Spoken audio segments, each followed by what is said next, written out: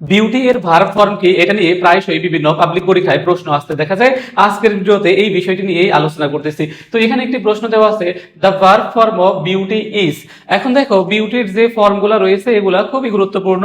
দেখো বিউটি হচ্ছে noun, beauty হচ্ছে নাউন। কারণ আমরা জানি যে কোনো ওয়ার্ডের শেষে যদি দেখো টি ওয়াই থাকে, দেখো কোনো ওয়ার্ডের শেষে যদি কি থাকে, টি ওয়াই থাকে, সেটা কি হয়, নাউন হয়। দেখো অনেস্টি, চ্যারিটি, বিউটি, এটা হচ্ছে নাউন। তাহলে এটার ভার্ব ফর্ম কি হবে তোমাদের খুব ভালো করে মাথায় রাখতে হবে।